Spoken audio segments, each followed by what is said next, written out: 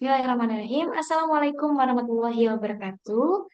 Baik, pada kesempatan kali ini izinkan saya, Dika Agustia Silvani dengan NIM 76 akan mempresentasikan hasil dari artikel yang telah saya tulis dengan judul Strategi Pembelajaran Tipe Nested dalam Tematik Terpadu di Sekolah Dasar.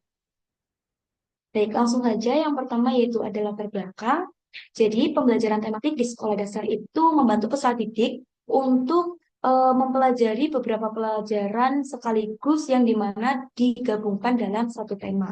Nah, untuk model nested sendiri mendukung cara ini dengan menggabungkan keterampilan berpikir, kerjasama, dan keterampilan pengolahan emosi dalam satu kegiatan belajar mengajar. Nah, untuk model ini itu dianggap pas atau dapat dilakukan di sekolah dasar karena membuat pelajaran ini itu menjadi lebih bermakna, lebih mendorong keaktifan dalam kegiatan belajar mengajar antara siswa dan guru. Selain itu juga pembelajaran menjadi lebih holistik. Nah, untuk tujuan penelitian saya yaitu yang pertama menjelaskan konsep model pembelajaran nested dan kelebihan serta tantangan ketika model nested ini diterapkan pada kegiatan pembelajaran di sekolah dasar. Lalu yang terakhir yaitu menyajikan bagaimana sebenarnya strategi penerapan nested ini pada pembelajaran di sekolah dasar. Nah, untuk metode penelitian sendiri, saya menggunakan metode studi pustaka yang dimana saya mengumpulkan atau mengambil data itu berdasarkan dari jurnal, buku, dan artikel pendidikan. Yang dimana sumber acuan yang saya ambil yaitu berdasarkan platform yang terpercaya seperti Google Scholar, Sinta, dan Garuda. Nah, langsung saja kita masuk ke konsep model nested. Nah, model nested ini biasa dikenal dengan model bersyarat. Nah, untuk model NESI sendiri ialah model pembelajaran yang dimana target utamanya itu ialah untuk meningkatkan keterampilan berpikir kritis pada diri siswa dan meningkatkan pemahaman konsep dengan keterampilan mengorganisasi. Artinya itu guru itu memadukan antara aspek kognitif, aspek emosional dan psikomotorik serta keterampilan komunikasi dalam satu waktu pembelajaran. Selanjutnya yaitu ada karakter model nested. Nah, yang pertama yaitu ada holistik. Nah, untuk holistik ini guru itu mengembangkan kognitif, afektif, dan psikomotorik. Nah, kognitif ini ialah proses di mana peserta didik itu nantinya akan menangkap secara eh, langsung apa yang disampaikan guru. Jadi, peserta didik itu diharapkan nantinya dapat memahami secara nyata, eh,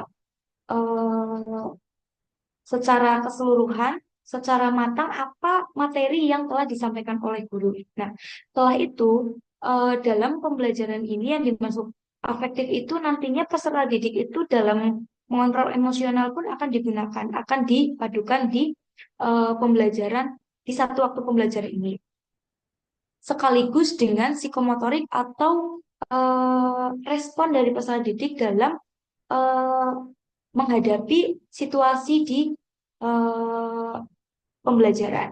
Nah, yang kedua yaitu ada bermakna. Nah, maksud dari bermakna ialah peserta didik itu nantinya dapat memahami materi yang disampaikan itu tidak hanya sekedar materi saja, tapi peserta didik itu dapat memaknai bahwasanya materi ini, oh ternyata penting, ternyata materi ini tuh seperti ini. Contohnya, misal dalam materi menuliskan puisi. Nah, ketika peserta didik itu belum mengikuti pembelajaran dengan modul nested ini, mungkin peserta didik memandang sebuah puisi itu hanyalah sebuah tulisan biasa yang dibuat oleh seseorang. Tapi pada kenyataannya itu, ketika peserta didik sudah mengikuti pembelajaran dengan menggunakan modul nested ini, ia diharapkan dapat memahami bahwasannya sebuah puisi itu ditulis dengan ada unsur-unsur tersendiri, di mana terkait dengan kaidah kebahasaan, tata cara bahasa, dan bagaimana cara meresapi atau merasakan hasil karya ilmiah berupa puisi seperti itu.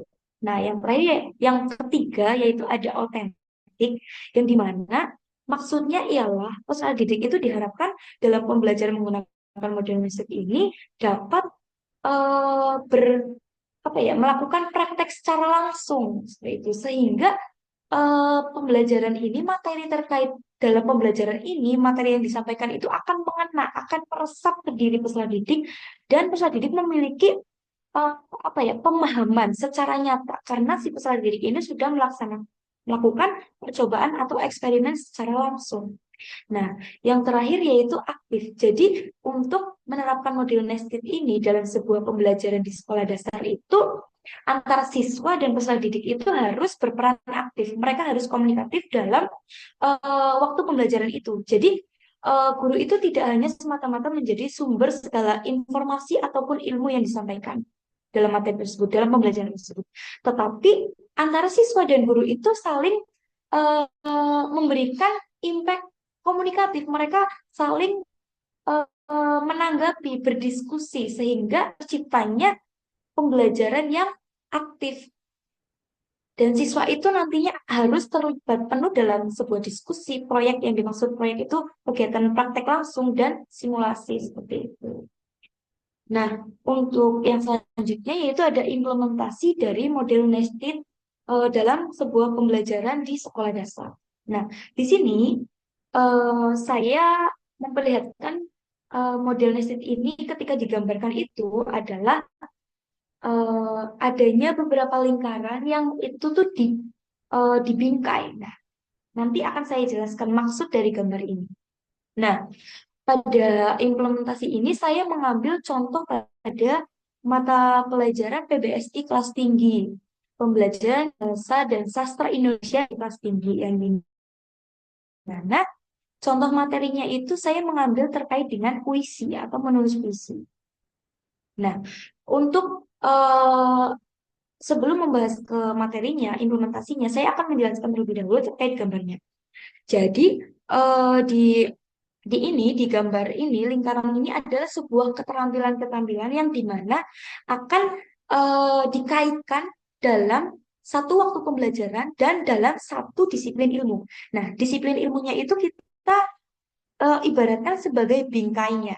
Jadi dalam keterampilan-keterampilan ini itu kita kaitkan di dalam satu bingkai yang dimana bingkai satu ke disiplin ilmu. Nah, ketika di sini yang saya masukkan adalah eh, dalam materi penulisan puisi itu ada yang namanya menentukan bentuk kata, menentukan makna kata, dan membuat ungkapan menulis puisi dalam pembelajaran. Nah, keterampilan yang saya masukkan di sini ialah seperti yang tadi sudah disampaikan di slide sebelumnya, yaitu adanya keterampilan kognitif, afektif, dan psikomotorik. Jadi untuk yang saya kaitkan yaitu ada kognitif, psikomotor, dan afektif. Nah, di sini saya menuliskan bahwasanya untuk keterampilan eh, kognitifnya itu setelah peserta didik diberikan materi, diberikan pemahaman terkait dengan apa itu puisi, peserta didik itu mampu menangkap apa yang disampaikan dan mampu menentukan bentuk kata maupun makna dari kata yang ada di dalam puisi. Nah, itu kemudian kita kaitkan lagi dengan keterampilan afektif yang dimana peserta didik itu secara emosional itu mereka dapat mengungkapkan eh, perasaan mereka dalam sebuah karya. Nah, karya yang dimaksud itu adalah sebuah puisi. Nah, untuk keterampilan yang terakhir yaitu saya mengambil keterampilan psikomotor yang dimana peserta didik ini diberikan perintah oleh guru untuk membuat sebuah karya puisi. Sebuah karya puisi yang nantinya akan dipresentasikan di depan kelas. Nah, jadi dalam dalam bingkai ini ada keterampilan yang memang sudah dikaitkan yaitu tadi keterampilan kognitif, keterampilan afektif dan psikomotor yang dimana tadi kognitif itu mengenai peserta didik itu mampu memahami bahwasanya puisi itu bukanlah hanya sebuah karya biasa, melainkan di dalam puisi itu ada bagaimana cara kita menentukan bentuk kata, menentukan makna kata seperti itu.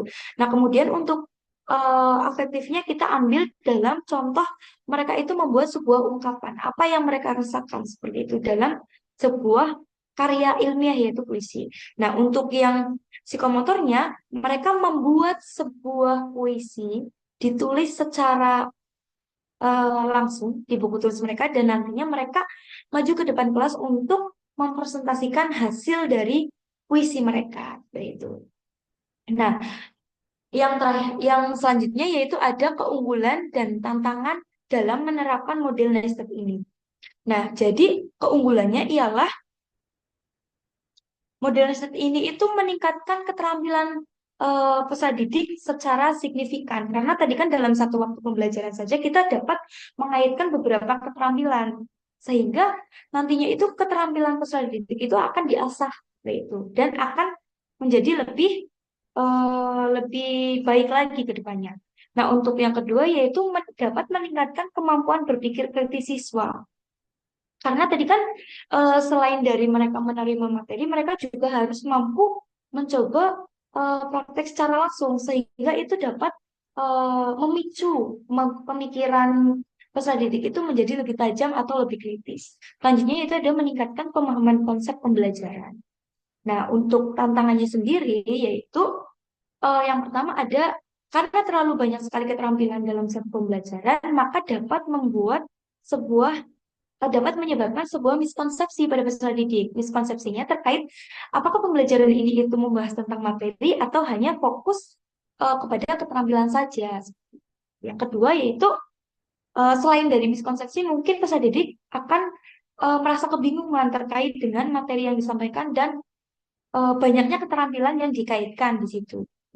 Nah, yang kedua yaitu perlunya guru yang memang mampu merencanakan secara matang dan kreatif terkait dengan runtutan pembelajaran. Karena ketika gurunya saja itu tidak memiliki kreativitas yang tinggi atau tidak memiliki pemahaman terkait bagaimana model nested ini, maka saya bisa jamin bahwasanya pembelajaran menggunakan model nested ini tidak akan berhasil.